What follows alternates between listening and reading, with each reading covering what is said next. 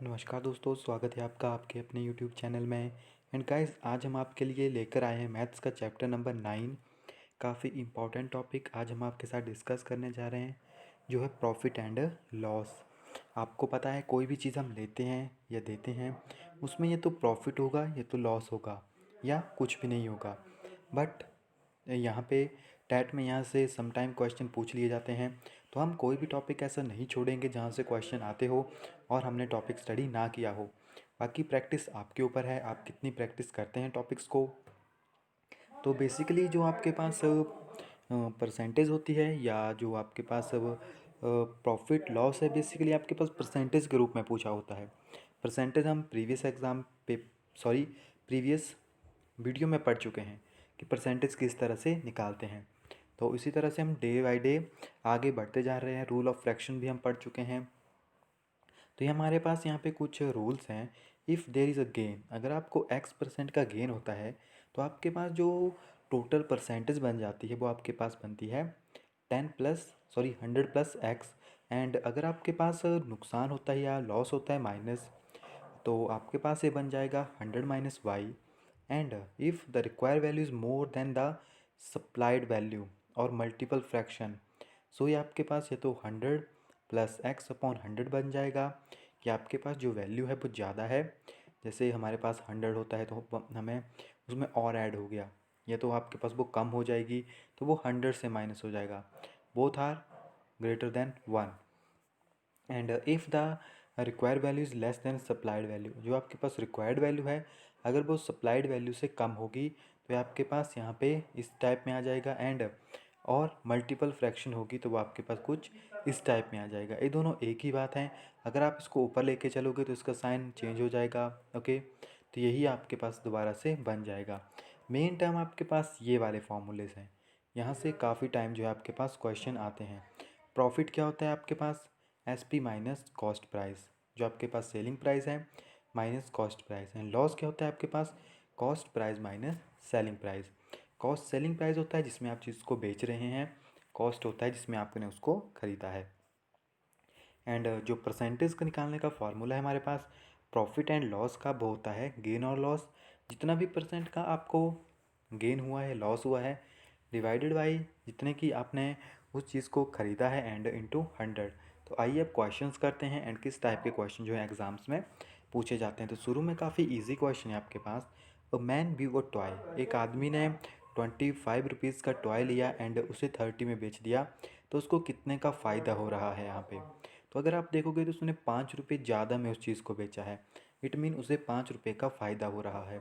तो यहाँ पे आपको परसेंटेज पूछी गई है, तो हम किस तरह से निकालेंगे? 5 रुपीज़ का फ़ायदा हुआ है, कितने में से? 25 में से into 100। So this will be equal to 20%। Okay, next भी हमारे पास कुछ इसी तरह से है।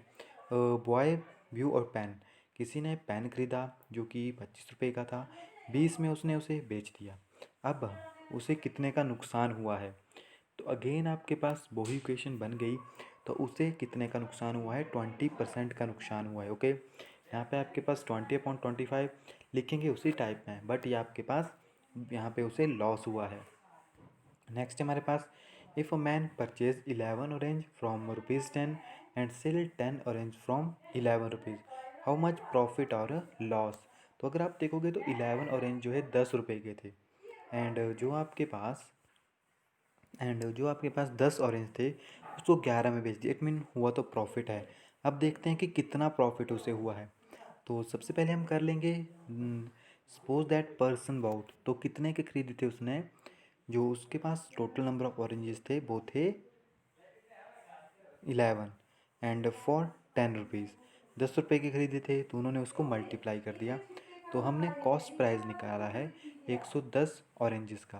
तो 110 ऑरेंजेस का ये तो कॉमन है आपके पास, तो 110 ऑरेंज का प्राइस हमारे पास 100 आ गया, क्योंकि 11 का जो है 10 था, तो 110 का आपके पास 100 हो गया।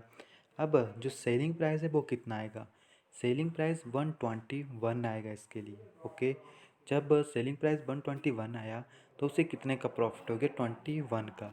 तो अब हम 21 में से निकाल लेंगे कि कितने का हमें प्रॉफिट हुआ है। 21% का जो है उसे प्रॉफिट हो रहा है। वैसे हम इसको कैलकुलेट नहीं कर पाते, इसीलिए हमने इसको कन्वर्ट कर दिया मैं एक बड़ी वैल्यू में। ओके, अदरवाइज़ यहाँ पे अगर आप देखोगे तो 11 ऑरेंज 10 रुपये के थे। अब 10 ऑरेंज को आप कैसे निकालोगे, तो काफ़ी छोटी वैल्यू आएगी, इसीलिए उसे मल्टीप्लाई कर दिया गया इसके साथ, यानी 110 ऑरेंज बना दिए। तो अगर 110 ऑरेंज जो है आपके पास इतने के होंगे, सो ऑटोमेटिकली आपके पास यहाँ पे इसका आंसर इजी वे में आपके पास आ जाएगा। एंड अगर हम क्विक मेथड से करना चाहेंगे तो हम इस तरह से इसको कर सकते हैं। 11 orange 10 rupees, 10 orange 11 rupees, so 11 into 11, 10 into 10 upon 10 into 10 into 100 is equal to 21। तो इस मेथड को आप रहने दीजिए क्योंकि ये काफ़ी टाइम कन्फ्यूजिंग हो जाएगा आपके लिए। नेक्स्ट हमारे पास a man bought a cycle, एक आदमी है जिसने साइकिल ली है, कितने की, 560 रुपये की। And for how much shall it so as to loss 10%। अब जो उसने ली है साइकिल 560 की ली है, ओके। अब वो उसे कितने की बेचेगा कि उसे 10% का लॉस होगा, इट मीन वो उसे 90% में जो है सोल्ड कर रहा है। तो ये आपको इसका 90% निकालना है। ओके, क्वेश्चन परसेंटेज के क्वेश्चन इजी होते हैं बट थोड़ा सा उन्होंने घुमाया होता है उसे। तो आपको 90% निकालना है किसका, इसका। तो आपके पास डायरेक्ट भी आप कर सकते हैं, आपको 90% निकालना है किसका, इसका। ओके, क्वेश्चन है, आप डायरेक्टली थोड़ा सा इसमें फोकस कीजिएगा। 10% लॉस हुआ, इट मीन आपको 90% निकालना है। तो यहाँ से ये आपके पास कैंसिल हो जाएगा। एंड जब आप इसको मल्टीप्लाई करोगे तो आपके पास कितना बनेगा, 504। ओके, डायरेक्ट रूल है आपके पास, डायरेक्ट रूल, ज़्यादा इसमें कुछ भी सोचने का नहीं है। क्वेश्चन लगता है शुरू में कि पता नहीं क्या करना, बट थोड़ा सा फोकस कीजिए कि आपको गिवन क्या है, उसी से आपके पास आपका आंसर आ जाएगा। Okay, and once you understand the theorem well, you need to write only the figure and hence you may save a lot of time. It mean अगर कि आपको क्वेश्चन समझ आ गया तो आप इजी वे में इनको सॉल्व कर पाओगे। जैसे नेक्स्ट है हमारे पास, if by selling an article 390 shopkeeper gain 20%, find his cost. आपको क्या दिया गया है यहाँ पे, एसपी, यानी सेलिंग प्राइस आपको गिवन है कि उसने कितने में उसे बेचा है, कॉस्ट प्राइस नहीं है। एंड उसे 20% का बेनिफिट हुआ, इट मीन जो आपके पास 390 है वो क्या है आपके पास। सो यहाँ पे if by selling an article, कि उसने 390 में उसको बेच दिया, ओके। तो जो आपके पास 120% हुआ वो क्या हो गया, 390। ओके, इजी है। कितना हो गया आपके पास, 120% जो है आपके पास हो गया 90। एंड आप थोड़ा इसको, इन्होंने यहाँ पे इसको थोड़ा सा और इजी करके आपको बताया है कि अगर आपके पास जो सेलिंग प्राइस है, क्योंकि जो उसने सेल किया वो 20% बेनिफिट के ऊपर किया, तो उन्होंने मान लिया कि जो उसने चीज़ खरीदी थी वो 100 रुपीज़ में खरीदी थी। एंड जब 20% होगा तो 100 का 20% कितना होगा आपके पास, 120। ओके, तो एंड अगर वो चीज़ वो 390 में बेच रहा है तो उसका सीपी कितना होगा आपके पास, इट मीन जो आपके पास वैल्यू है वो 120 एक्सीड कर चुकी है। ये जो है आपके पास अब 120 से कैलकुलेट होगा। ओके, सो 100 तो आपके पास पता है कि होगी वैल्यू। अब इस आपको किसका निकालना है, 390 का। या तो आप इसको ऐसे भी कर सकते हैं, 390 डिवाइडेड बाई 120 इंटू 100। ओके, इस तरह भी आप इस क्वेश्चन को कर सकते हैं अगर आपको समझ नहीं आ रहा है। आपको 120 दिया गया है 390 का, तो यहाँ से आपके पास ये कैलकुलेट हो जाएगा एंड आपके पास 325 जो यहाँ पे आपके पास ये बन जाएगा। ओके, काफ़ी इजी क्वेश्चन है, इसमें कुछ भी ज़्यादा टफ नहीं है। एंड यहाँ पे आपके पास good passing through successive hand. अब ये क्वेश्चन कुछ थोड़े से लेंथी टाइप हैं, चलिए देखते हैं इनमें क्या बताया गया है। A sell a good to be at a profit 20% and B sell it to C at a profit of 25%. If C pay 2 to 5 for it, what was the cost price for a. अब यहाँ पे कहा गया है कि जो ए है उसने किसी चीज़ को बी को बेचा है 20% बेनिफिट में, एंड 20 जो बी है उसने सी को बेचा है 25% में, यानी बेनिफिट हो रहा है। इसको 20 का बेनिफिट हुआ, इसको आपके पास 25 का बेनिफिट हुआ। इफ सी पे, अब जो सी है आपके पास उसने 2 to 5 जो है पे किए हैं, what was the cost for a. तो आपको ए के लिए कॉस्ट निकालनी है कि ए ने कितने में बेचा होगा। ओके, सॉरी कॉस्ट पूछिए कि ए के बाद ए को कितने का वो पड़ा होगा बेसिकली। सो कॉस्ट प्राइस कैसे निकालोगे आप, during both the transition there are profit. तो टोटल प्रॉफिट कितना हो गया आपके पास, अगर आपके पास कोई वैल्यू जैसे सो आर कैलकुलेशन फिगर फर्स्ट के लिए 120 हो गया। ओके, जब बस उसने सेकंड को बेचा तो वही टर्म आपके पास 125 हो गई। एंड अगर आप ए के लिए देखोगे तो वो आपके पास 100 ही थी शुरू में। ओके, सो जब बी को दिया तो 120 हो गया।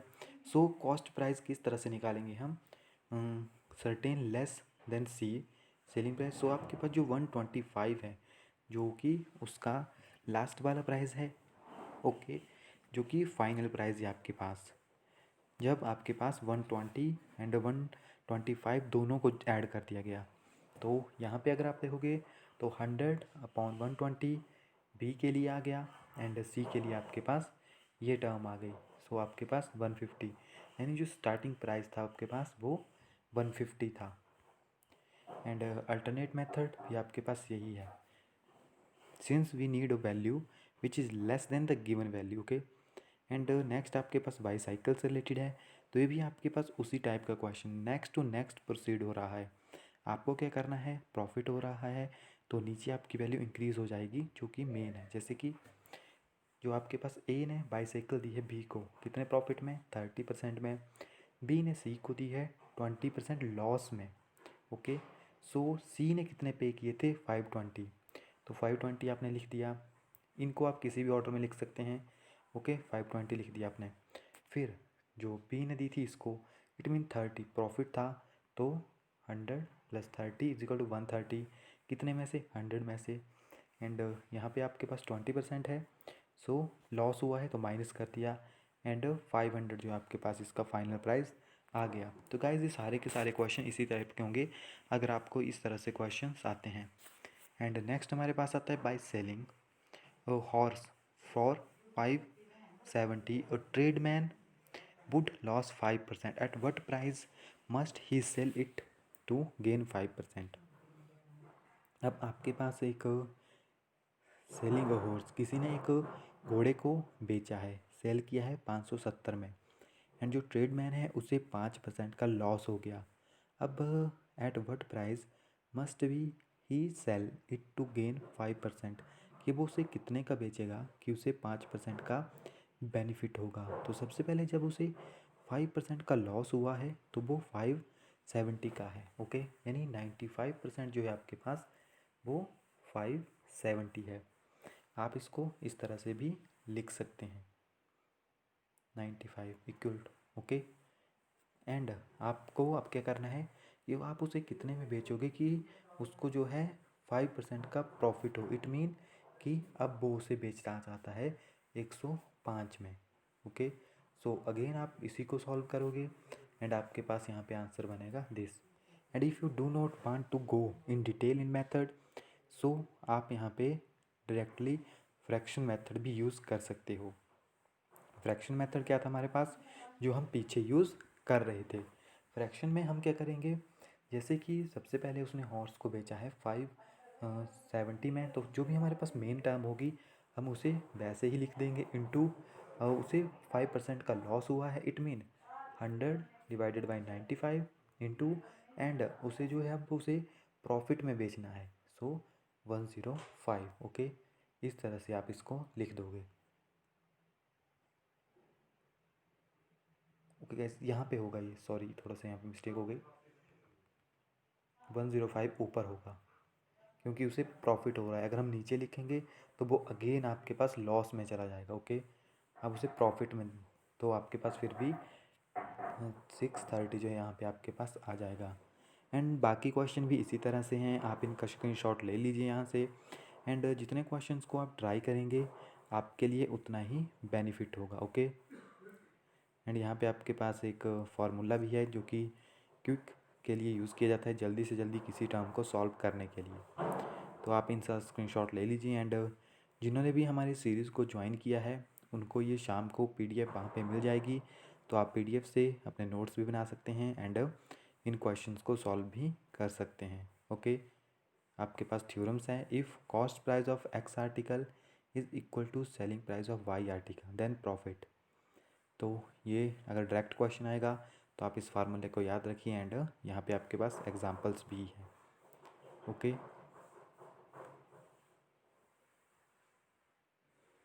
तो जिन्होंने सीरीज़ को हमारी डाउनलोड नहीं किया है वो यहाँ से इनका स्क्रीनशॉट ले सकता है अगर वो प्रैक्टिस करना चाहता है।